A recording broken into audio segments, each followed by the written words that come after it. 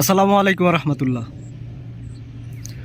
আমার পিছনে দেখতেছেন একটা ছোটোখাটো পুকুরের মতো কুয়া ভরা একটা মাঠের মধ্যে। দেখেন এটা পুরাটা মাঠ চারপাশে কিন্তু এটার চাষবাসের জায়গা, পুরো একটা মাঠ। তো এই জায়গায় একটা পুকুর বা কুয়া যেটা বলে কিভাবে হলো, নিশ্চয়ই প্রশ্ন আসে না? হ্যাঁ, এই প্রশ্নের জবাব আপনাদের দিচ্ছি। এই যে এই কুয়াটা দেখতে পাচ্ছেন, এটা আর কিছু না, এটা হলো একটা বলি বুঝেন। এই পুকুরটার মাটি বিক্রি করা হয়েছে।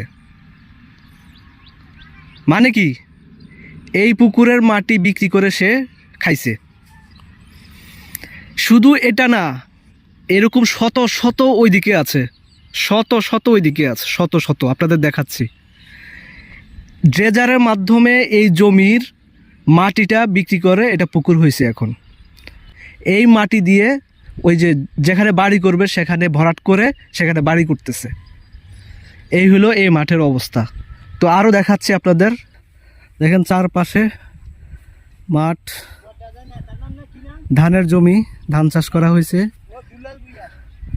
এই যে দেখেন, কিন্তু এই যে মাঝে মাঝে দেখেন ওই যে ওখানে একটা পুকুর, ওইদিকে কয়েকটা পুকুর আছে।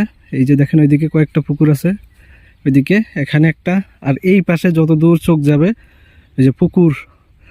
এই পুকুরগুলো সব এই যে দেখেন ওই যে ড্রেজারের পাইপ, এই যে দেখেন ড্রেজারের পাইপ, এদিকে গেছে ড্রেজারের পাইপ।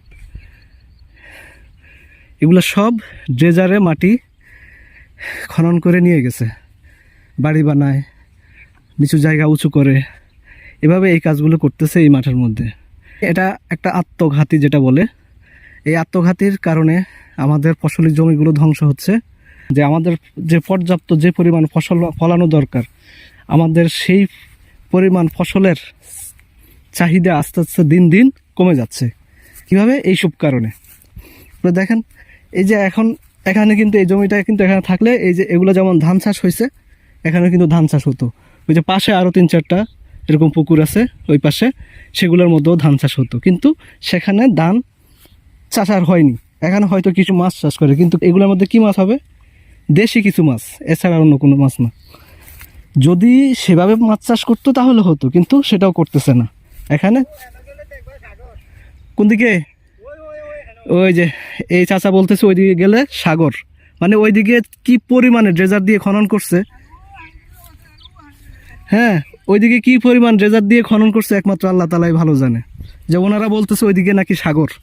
তো যাই হোক, আমি এটাই তুলে ধরার চেষ্টা করছি যে আমাদের দিন দিন ফসলি জমিগুলো ধ্বংস করে দিচ্ছে কারা? এই ড্রেজার কোম্পানি। ড্রেজার কোম্পানির কারণে আমাদের দিন দিন ফসলি জমিগুলো ধ্বংস হয়ে যাচ্ছে। তো ধন্যবাদ আপনাদেরকে সঙ্গে থাকার জন্য। আল্লাহ হাফিজ।